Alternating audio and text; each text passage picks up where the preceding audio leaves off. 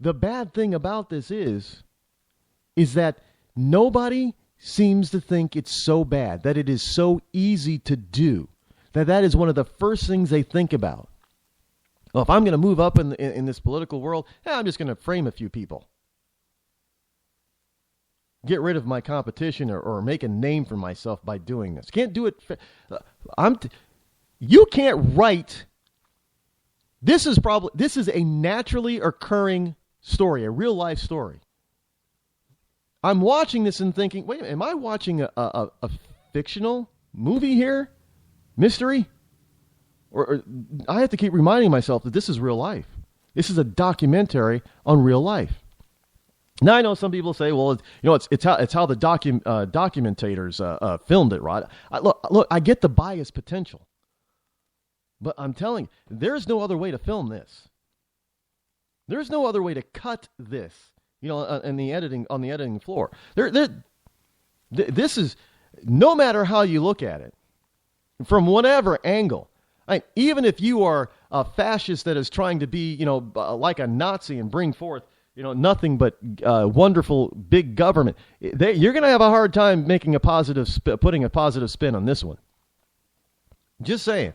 If you have not watched Making a Murderer, the weekend's here. It's a perfect timing for you to binge watch this. Go ahead and do it. I highly recommend it because it has gripped me, and I will probably be trying to watch the last few episodes to see what actually. I know that some people are probably very familiar with the story, especially if you live in Wisconsin. I'm not familiar with the story. I don't know how I didn't hear about it or miss it, but I'm not familiar with it, so I don't know anything about it. But I can see that this is not limited to where this took place. Not at all. This is what we have going on in Washington, D.C. right now. Political corruption run rampant.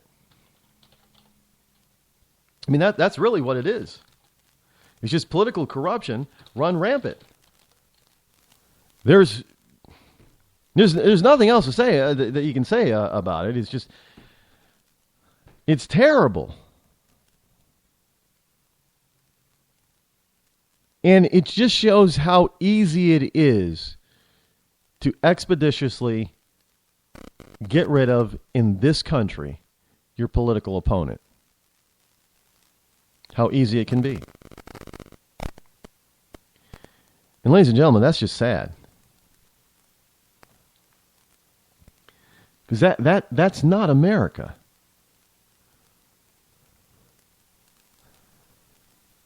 That cannot be America. But the reality is that it is America. It is the climate of our politics right now. And that is really, really not only scary, but sad. It's probably more scary than sad, but it's scary and it's sad. What else is sad, believe it or not, is the fact that people who signed up for the Affordable Care Act, Obamacare, are paying $500 or more a month for a deductible that's in the tens of thousands of dollars annually and lifetime. That's right. They're paying $500 or more a month. And the government wants you to think that you don't have a choice but to pay that extra. I mean, how many times have you heard, my premiums went from like $700 a month to $2,000 a month for health insurance? Well, why would you be forced to do that? And why would your government want to bankrupt you? We talk about people not having money. And one of the things is with taxes, raising tax. But this is another way that government does it, by making life more expensive for you and I. For the average American citizen, you think that taxing the rich is going to fix this. It's not, because the government is making basic everyday life more expensive. If you are used to paying $700 a month for your health insurance, and now it has been more than doubled, where does that money come from? You're not making more money at your employer. or at your job, but yet you still got to cover it. Because if you don't, the government is making you think that you don't have a choice. It's making you think you don't have a choice. Obamacare makes it appear that either you pay out or you pay up. And that if you don't pay up, eventually they're going to throw you in jail. How are we? You know what? You want to talk about over-incarceration of people. What's going to happen when we start throwing people in jail because they cannot or will not pay their fine for not having a product called health insurance? There is a better way out, however. You don't have to pay those outrageous tax fines and those outrageous monthly fees and monthly premiums. But you got to visit www.stopobamacaretaxnow.com.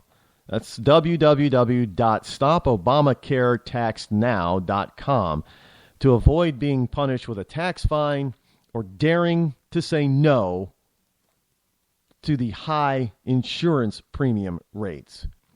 Again, that's stopobamacaretaxnow.com. Exercise your God-given right to decide your own family's destiny and get control of your own finances again. You know, because this is just absolutely insane what they're trying to force Americans to do.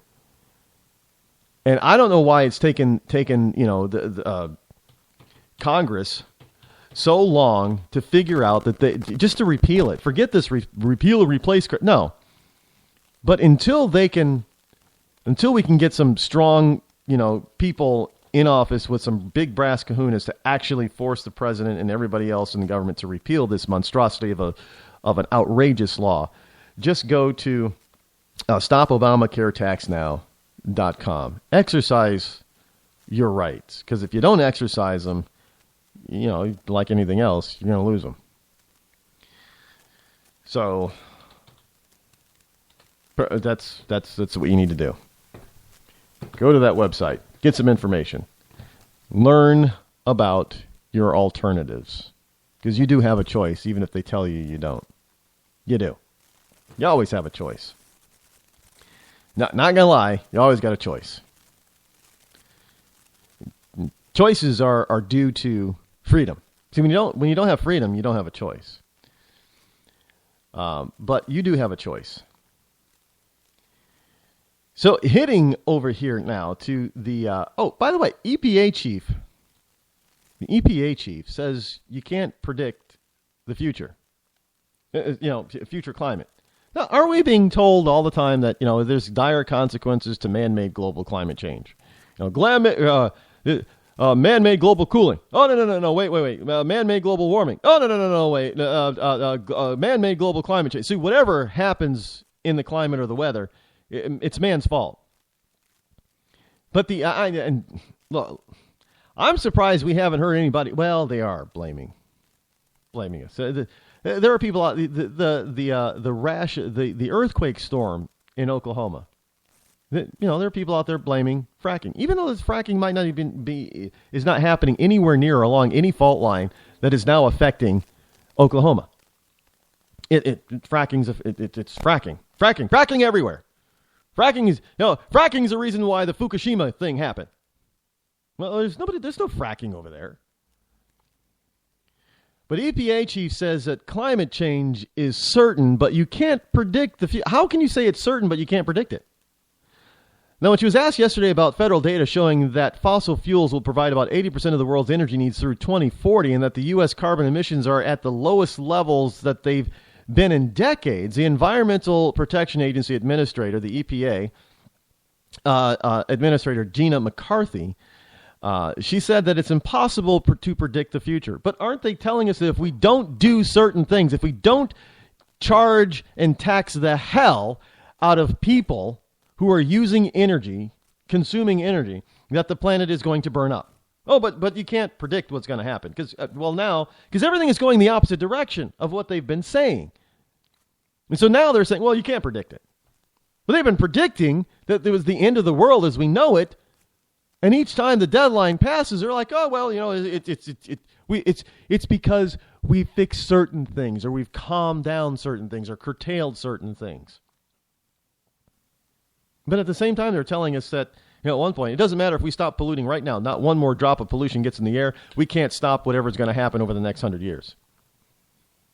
So if we can't stop it and reverse it, then are we really the cause of it?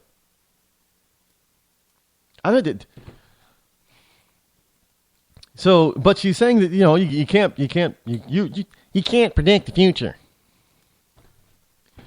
Why do we put up with this? I don't know why we put up with this kind of crap. It's just absolutely insane.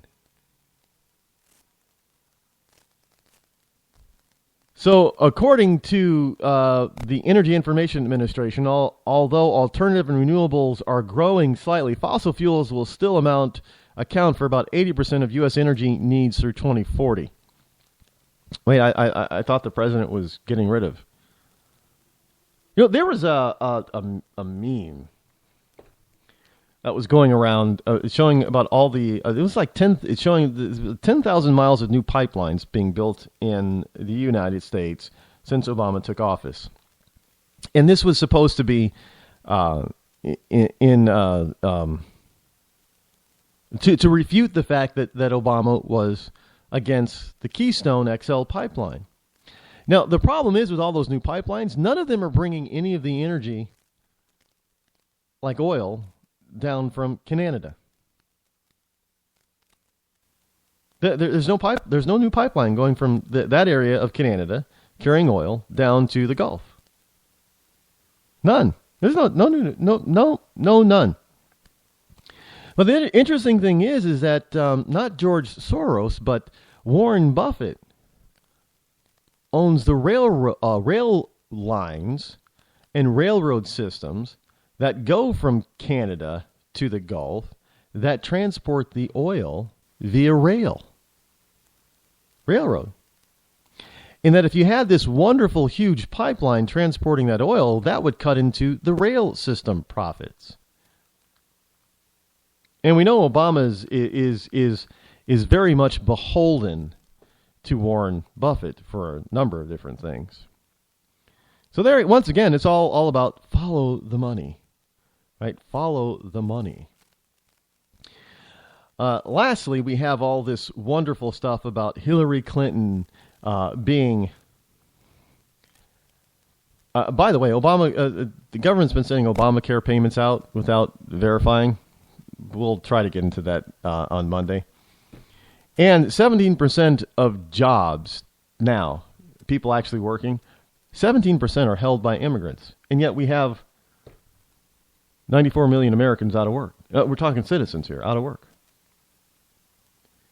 But 17, and they keep raising the limit of the H-1B1 visas, forcing more Americans out of work.